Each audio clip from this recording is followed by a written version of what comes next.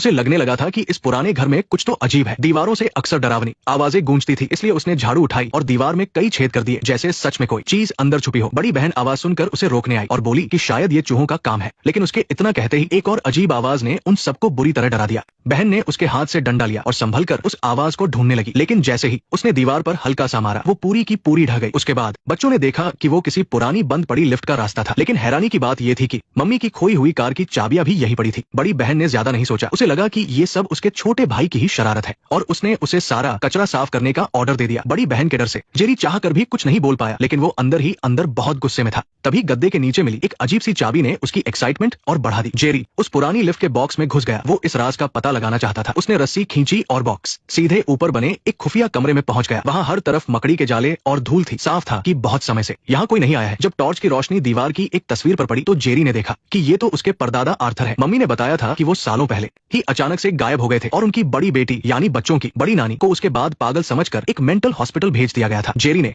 अपना ध्यान वापस खींचा और देखा कि पास रखे लकड़ी के संदूक और उसके हाथ की चाबी पर एक जैसा ही निशान बना है। उसने संदूक खोला तो उसमें से बहुत पुरानी चीजों की महक आने लगी। थोड़ी छानबीन करने पर चमड़े की एक अजीब सी पुरानी किताब ने उसका ध्यान खींचा, लेकिन इससे पहले कि वो उसे ध्यान से देख पाता, पीछे से कुछ अजीब सी आवाजें आने लगी, धूल से भरी। टेबल पर अचानक अपने आप कुछ लिखा हुआ दिखाई दिया, जिसमें उसे वहां से चले जाने को कहा गया था। पास रखी टॉर्च भी अचानक खुद ब खुद घूमने लगी। जेरी बुरी तरह डर गया था। वो किताब को कसकर पकड़कर गिरते पड़ते अपने कमरे में भाग गया। जब वो थोड़ा शांत हुआ तो टॉर्च की हल्की रोशनी में उस पुरानी किताब को देखने लगा। उसने कवर खोला तो अंदर रखे एक नोट पर साफ लिखा था कि इसे पढ़ना मना है, वरना जान को खतरा हो सकता है। ये एक वार्निंग थी, लेकिन जेरी इन सब बातों को नहीं मानता था। जिस काम के लिए मना किया जाए, जेरी की एक्साइटमेंट उतनी ही बढ़ जाती थी, इसलिए उसने बिना कुछ सोचे समझे किताब की सील फाड़ दी। तभी अचानक पूरे घर में एक रहस्यमयी शक्ति फैल गई। हवा में रेडियो के सिग्नल जैसी आवाजें और किसी जंगली जानवर के गुर्राने की आवाज गूंजने लगी। उस समय जेरी को बिल्कुल अंदाजा नहीं था कि उसकी इस एक हरकत ने कितनी बड़ी मुसीबत खड़ी कर दी है। थोड़ी देर में ही उसे लगने लगा कि कमरे के अंधेरे में कोई चीज उसे घूर रही है और उसकी वजह से जेरी की रूह कांपने लगी। अपने डर को दूर करने के लिए वो सीधा बिस्तर के पास रखे